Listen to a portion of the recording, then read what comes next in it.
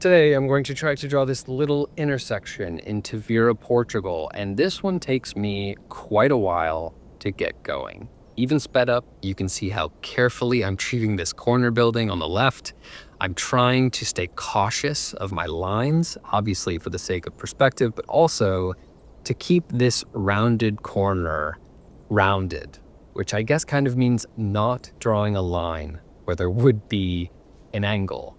And instead, I'm trying to build everything around it. But yeah, that took me a very long time to ease into, and I didn't expect that. Another thing I didn't expect was just how difficult the perspective would be. Having detailed a sort of similar process in yesterday's video, which I will not rehash today, I promise, I thought I would be able to jump right into this one, but it actually ended up feeling quite dissimilar. Yes, I still have this big corner building like yesterday, but today, my vanishing point is in view, somewhere around those signs way down the road, left of center. Broadly speaking, I know how to manage something like this, but in practice, it can and did prove difficult to manage all of the disparate angles and whatnot. So by the end, you'll see that even though I try to follow the rules, things don't pan out the way I thought they would, but we'll get to that. In the meantime, if you're enjoying this series, or even just this video, go ahead and like it for me. I would really appreciate it. Also, I wanted to mention that I've recently received a handful of comments, mostly on my shorts, about how my videos have inspired people to get back into drawing, or even take it up for the first time. And I'm so glad to hear that. At the end of the day, this breaks down to a pretty casual hobby for me. And what I'd like to put out into the world is this.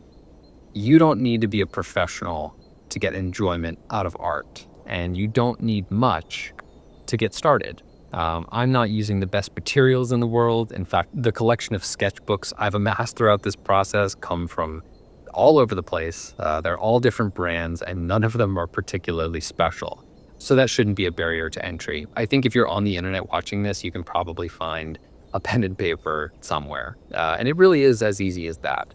The process you're seeing on this channel makes up like 90% or more of what I've done to improve. I've researched little things here and there as necessary, namely perspective, but even then, it's all been through YouTube, which again, is how you're watching this video. So as far as getting started is concerned, I can't think of many endeavors more simple or straightforward than drawing.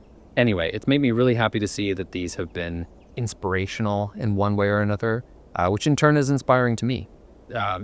Do something with enough consistency and results are practically guaranteed.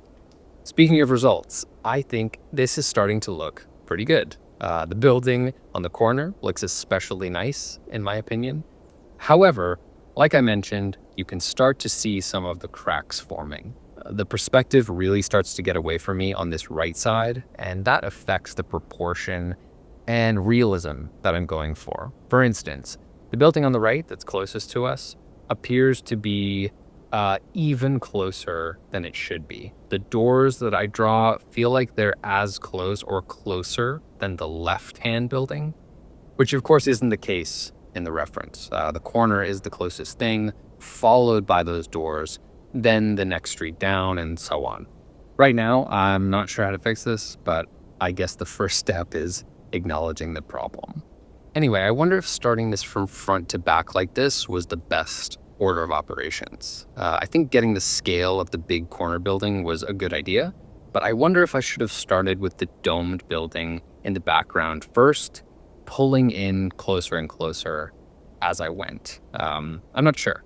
Unfortunately, said domed building caught and held my attention apparently, because I make it way too big. It ends up completely disproportionate to the rest of the drawing, and I think it comes down to not fully understanding or maybe appreciating this foreshortening effect, where things further away will kind of flatten out. But when you look out to something, your brain does a great job of accommodating for it. So it's really important to measure things out against other things and know that there's this, sort of necessary illusion that needs to be dealt with in the drawing. A good way of showing what I mean is to take, say, the top window on the left and measure that against the size of the domed building. You can do it with your mouse or your finger, whatever. The window, you'll find, is much larger from this distance. But when you look at my drawing, it's actually smaller. That alone, I don't think would ruin the drawing per se, because, maybe there's just a giant domed building back there.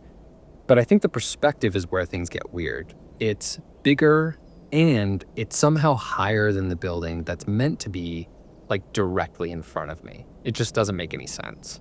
Anyway, all in all, I really don't think it's a huge deal. And while there are plenty of things about this drawing that are objectively inaccurate, I had a lot of fun with it.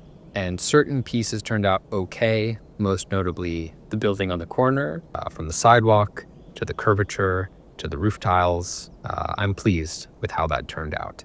What do you think? Let me know in the comments. Also, if these videos have inspired you to draw more or even start drawing, definitely leave a comment. I'd love to hear about it. Anyway, I appreciate you for taking the time to watch this one, and I'll see you on Monday. Thanks.